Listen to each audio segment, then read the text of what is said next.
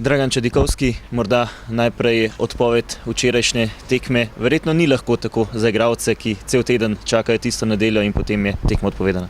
Pa seveda, da ni lahko, glede na to, da si pripravljaš 2 meseca, da štartaš v prvenstvo in da po enem krogu, da se tekma odpove, ampak kaj čemo, vremenski pogoji so takšni, kakšni so. Čeprav meni se zdi, da glede na okoliščine, glede da to prva liga, da do tega ne bi smelo priti.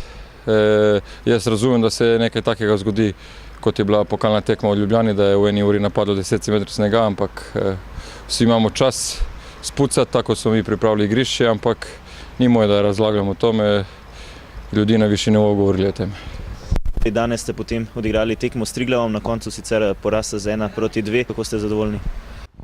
Pa dobro, glede na to, da smo včeraj imeli en zelo močen trening, da smo danes na umetni travi igrali eno pravo prvenstveno tekmo, tako kot bi igrali včeraj.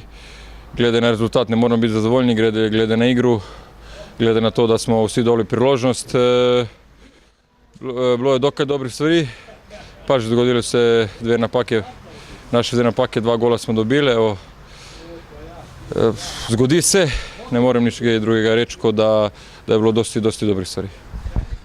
Že se pripravljate na tekmo z Mariborom, ki sledi v soboto v Ljudskem vrtu, proti vašemu bivšemu klubu, proti vodilnemu moštvu v ligi, najboljšemu klubu, lahko rečemo, v letošnji sezoni.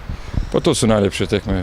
Poglejte, gre se v Ljudski vrt, vsi vemo, kaj Maribor pomeni za Slovenijo, da zadnjih let je res je ratoven, res recimo evropski klub.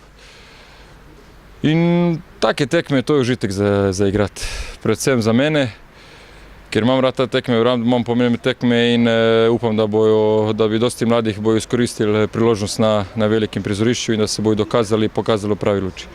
Pričakovanja? Pa moja osebna pričakovanja, tako odkar sem začel igrati nogomet, da vsako tekmo grem na 3 pike.